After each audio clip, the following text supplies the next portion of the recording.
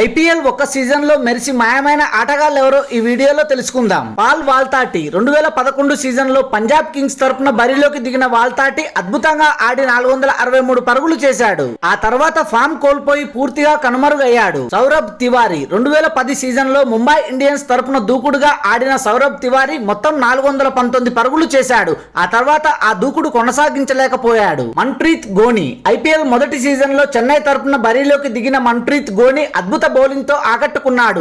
Purple cap పోటీదారుల్లో ఒకటిగా నిలిచాడు. ఆ తర్వాత నిలకడ కోల్పోయాడు. తిరుమల శెట్టి సుమన్ ఐపీఎల్ తొలి 2 సీజన్లలో తిరుమల శెట్టి సుమన్ అద్భుతమైన టాలెంట్ తో ఆకట్టుకున్నాడు. అయితే ఆ తర్వాత అదే ఫామ్ కొనసాగించకపోవడంతో 2013 నుంచి అతడిని ఎవరూ తీసుకోలేదు. కమ్రాన్ ఖాన్ ఐపీఎల్ తొలి సీజన్ లో రాజస్థాన్ రాయల్స్ తరపున కమ్రాన్ ఖాన్ మెరుగైన ప్రదర్శన చేశాడు. బంతితో రాణించాడు. అయితే ఆ తర్వాత అతడి ప్రదర్శన అంతగా ఆకట్టుకోలేదు. రాహుల్ శర్మ 2011లో పూణే వారియర్స్ తరపున ఆడిన రాహుల్ శర్మ బంతితో చక్కగా రాణించాడు. అయితే ఆ తర్వాత లయ కోల్పోయాడు. స్వప్నిల్ అస్నోద్కర్ తొలి సీజన్ లో రాజస్థాన్ రాయల్స్ తరపున ఆడిన స్వప్నిల్ అస్నోద్కర్ మంచి ప్రదర్శన చేశాడు. అయితే ఆ తర్వాత ఆ ఫామ్ కొనసాగించలేకపోయాడు. మన్విందర్ బిస్లా 2010 నుంచి 2013 మధ్య మన్విందర్ కేకేఆర్ కు కీలక ఆటగాడిగా నిలిచాడు. అయితే 2013 తర్వాత అతడు కనుమరుగయ్యాడు. Thanks for watching this video. For more interesting videos please do subscribe.